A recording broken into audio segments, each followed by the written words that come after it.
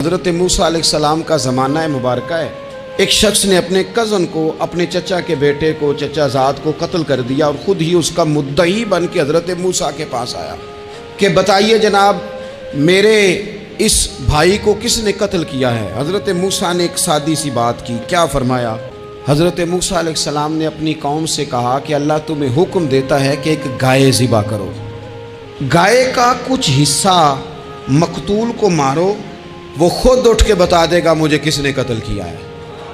تو اب وہ چونکہ ذبح کرنا نہیں چاہ رہا تھا، اس کو پتا تھا کہ مجرم تو میں خود ہوں، وہ ذبح چونکہ کرنا نہیں چاہ رہا تھا، اس سے کہا کہ مارو ایک حصہ گائے کا، اس کو تو یہ اٹھ کے بتا دے گا۔ تو اس نے جواب کیا دیا؟ کہنے لگا آپ میرے ساتھ مذاق کرتے ہیں، کبھی ایسا بھی ہوا ہے؟ قال اعوذ باللہ ان اکون من الجاہلین۔ حضرت موسیٰ علیہ السلام فرمانے لگے میں اللہ کی پناہ مانگتا ہوں میں جاہلوں میں سے ہو جاؤں۔ ہر وقت مذاق کرتے رہنا یہ تو جاہلوں کا طریقہ ہے۔ جب کہا نہیں ذبح کرنی ہے تو اب ذرا دیکھیے کرنا نہیں نہ چاہ رہے کا۔ کہنے لگے اے موسیٰ پھر آپ نہ رب سے دعا کریں کہ وہ ذرا کھول کے بتائے وہ گائے کس طرح کی ہو۔ فرمایا کہ رب کہتا ہے وہ گائے نہ بوڑھی ہو نہ زیادہ بچیا ہو، اوان بین ذالک، ان کے درمیان ہو، یعنی جوان گائے ہو۔ فافعلوا ما تؤمرون، کرو جس کا تمہیں حکم دیا جا رہا ہے۔ لو اگلی بات سن لو، کہنے لگے آپ دعا کریں رب سے کہ وہ کھول کے بتائے اس کا رنگ کس طرح کا ہو۔ فرمایا رب فرماتا ہے کہ صفرا رنگ کی ہو، یعنی گہرے زرد رنگ کی ہو۔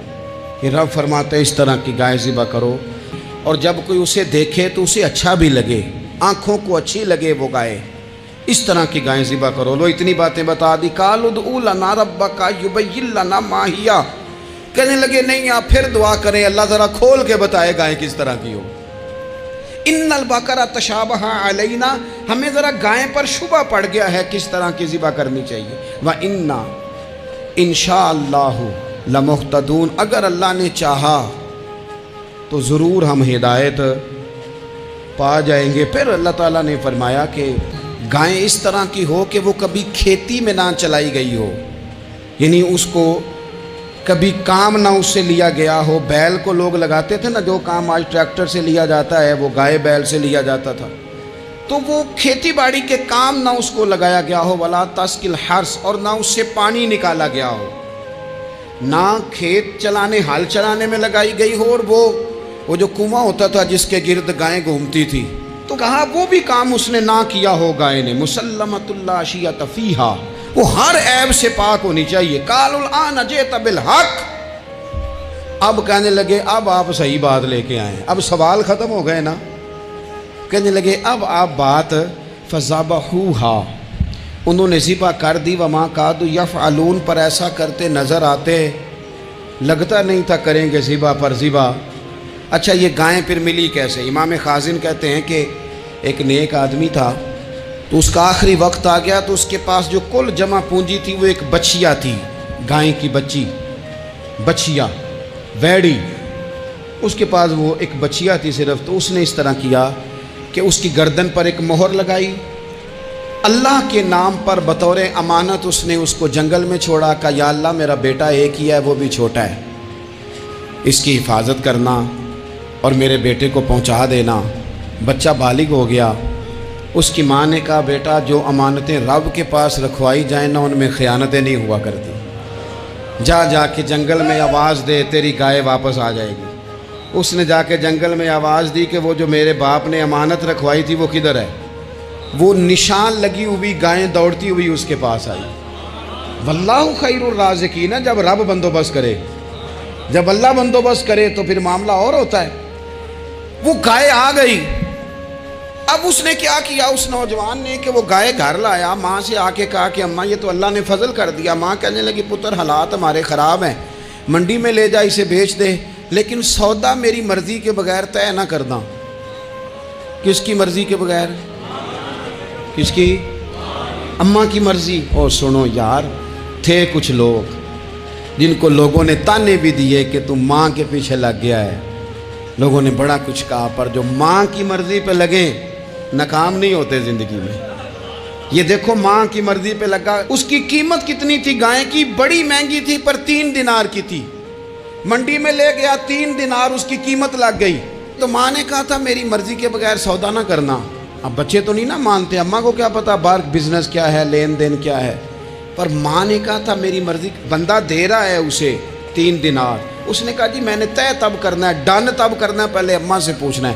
گھر جا کے اماں سے پوچھا, اماں کہنے لگی دے دے. واپس آیا تو اس نے کہا کہ میں 6 دینار دیتا ہوں پر میری شرط ہے, ماں سے نہیں پوچھنا.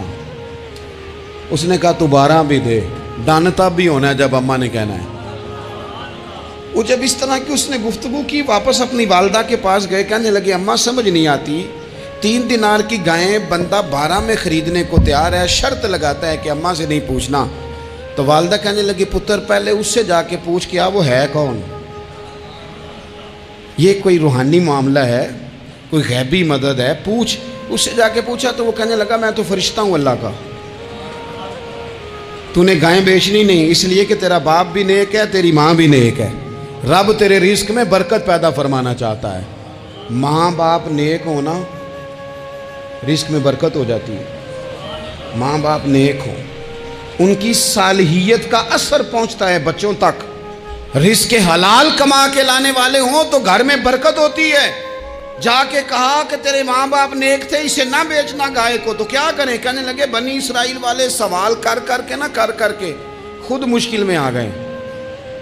اب وہ ایسی گائے جو جوان بھی ہو, یہاں تو ہر غریب آدمی اپنی گائیں یہاں لگا دیتا ہے, کھیتی باڑی میں یہاں لگا دیتا ہے, کنویں میں پانی نکالنے میں, تو یہاں تو ہر ایک کی گائیں. تو ایسی گائیں جس کا رنگ بھی اتنا پیارا ہو, زیادہ بوڑھی زیادہ بچی بھی نہ ہو, اور ابھی تک کھیت میں بھی نہ لگی ہو, وہ سوائے تیرے کہیں نہیں ہے. اس نے کہا چل پھر مہربانی کر بتا میں کتنے کو دوں گائیں, اگر وہ آ جائیں تو کتنے کو بیچنی ہے. اسے کہنا کوئی نہیں, ریٹ تو زیادہ کرنا ہی نہیں.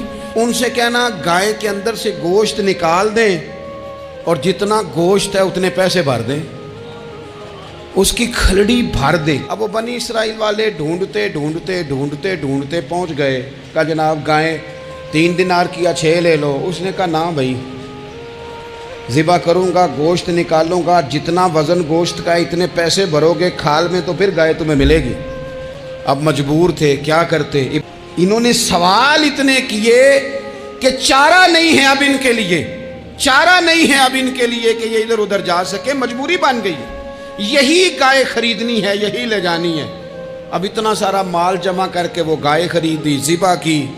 تو مقتول کو جب اس کا ایک حصہ مارا تو اس نے اٹھ کے کہہ دیا یہ جو مدعی بنا ہوا ہے نا, یہی تو میرا قاتل ہے, یہی تو میرا قاتل ہے, یہی تو ہے, اس نے یہ سارا کام کیا.